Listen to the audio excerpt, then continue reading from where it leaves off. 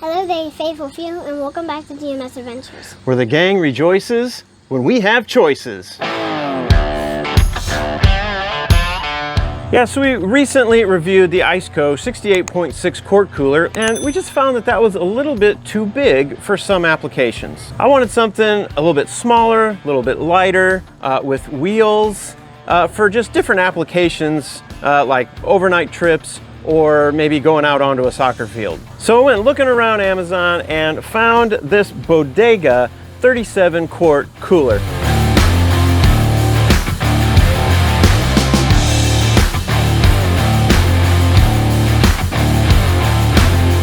Now there's a lot of different names that this cooler goes by. We just picked up this particular one. So far, I'm very impressed with it and looking forward to showing it to you faithful few.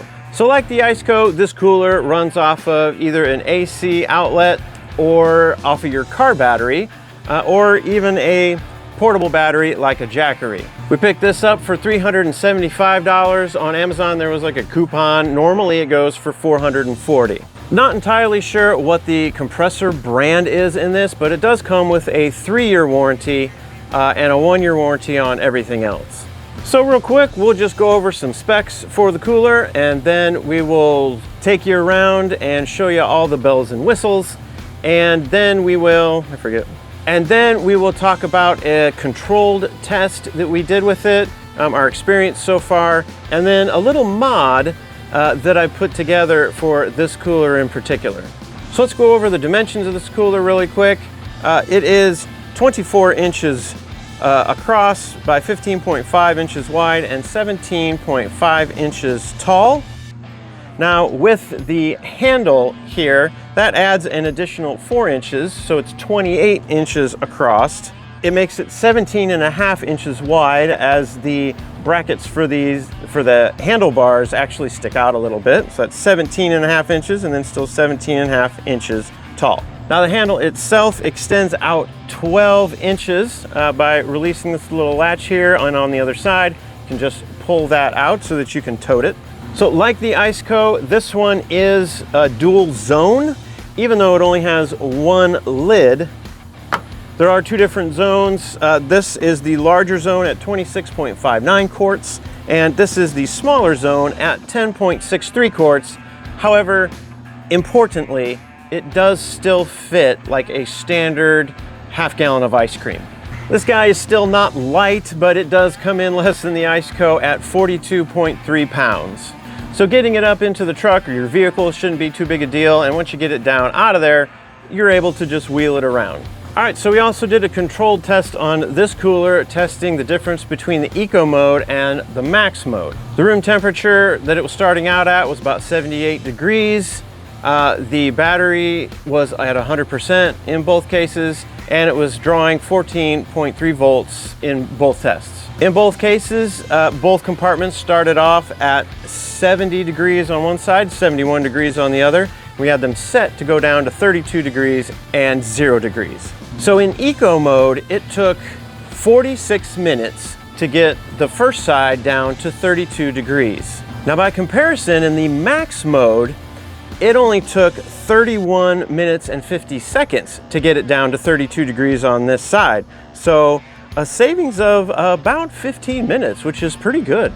Then to complete the test and get this side also down to 0 degrees, it took exactly 1 hour in eco mode. Then in the max mode for the other side to get it down to 0 degrees, it took only 43 minutes, which was a difference of 17 minutes overall to get it down to 32 and 0 degrees. In the ICECO cooler, it really didn't make that much of a difference between max and eco, but on the Bodega here, it really did make a difference.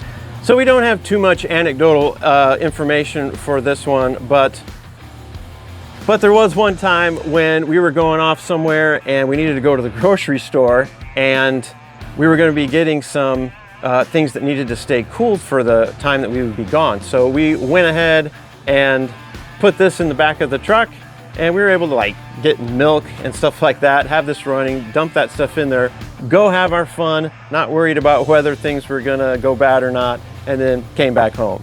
All right, so now we'll go ahead and give you a quick tour around the Bodega 37 quart cooler. One pretty cool little feature is that you can actually reverse this door. You can open it up,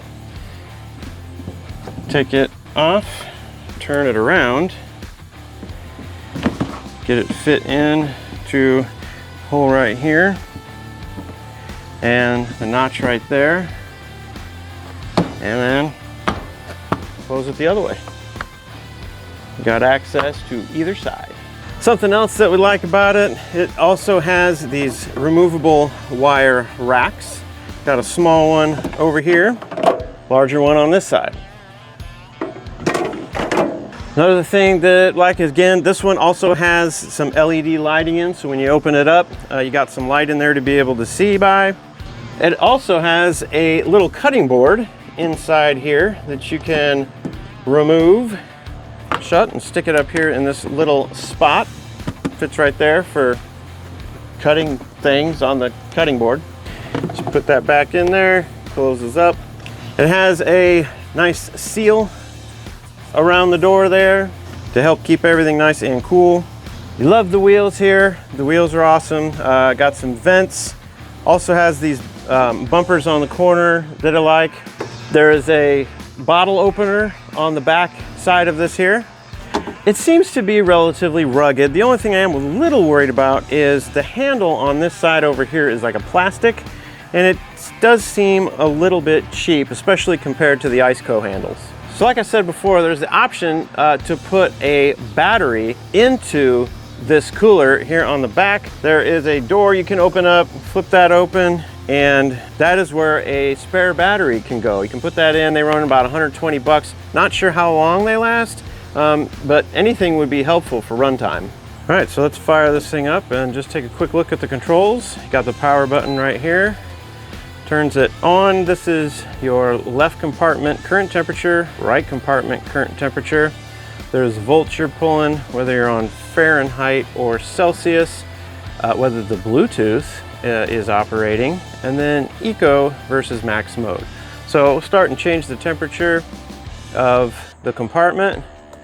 Just hit a button. This is set to 16. It's a little high. Let's move that up to just a nice 32. The settings button, that'll flip to the other side, and then we'll get that up to 32 also.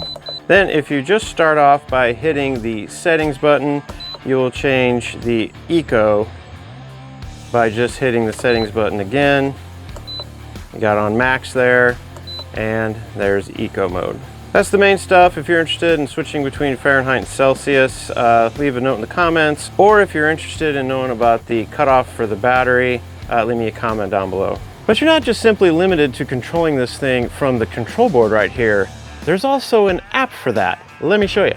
So here we can go to car, fridge, freezer, fire that up, and then you can actually turn it on from the app as well. So hit the power button, there it goes. It is turned on. And then we can adjust the different compartments. So right now we're set on the right compartment. So we're looking here at the right compartment. We can draw that to the side here and take that down to say 20. There it goes, it adjusts. Go over to the left side here, pull that one down maybe to 15. You can see that has responded. It is at 15. So the compartment's currently at 46, so it'll go down to 14. You can change the eco mode and the max mode. So it's on eco, there we switch to max, turn that back on. Then we can go from Fahrenheit to Celsius with just one click. Can change the cutoff voltage. They say when you are attached to a car battery, you want to go with the high cutoff just to save your battery. And then when you're running off of an external battery like a Jackery, you could go with the medium or the low. You can see that changed there on the screen. Then there's a settings thing up here, and you pretty much just get all the same controls just right there in a different format. You can change the name of this. You can change this to rugged mountain cooler. Done. Okay, there you go. Got the rugged mountain cooler. All right, also shows you the voltage there, the 14.2 volts. So great little feature. I just think it adds some usability to it, and I like it. Now back to your regularly scheduled review. All right, so now I want to show you a modification that I put together to use with the Bodega cooler, because it is kind of light, portable, has the wheels, but it needs power. So I needed a way to be able to kind of carry the power with the cooler. So let me show you what I came up with. All right, so I noticed that these handles did come out pretty far, as Mr's demonstrating, and that there was a lot of room between here. So I had a thought that if I could somehow rig up the jackery to get suspended from the handles, then I could just carry this with me all the time. So here's what I came up with. So we got good old PVC. So I've rigged this up with a spring inside to where it plunges. So stick that over the handle, plunge this on the handle, then back up the jackery a little bit, get these pieces on there. Then we get this unit ready. This plunges on as well.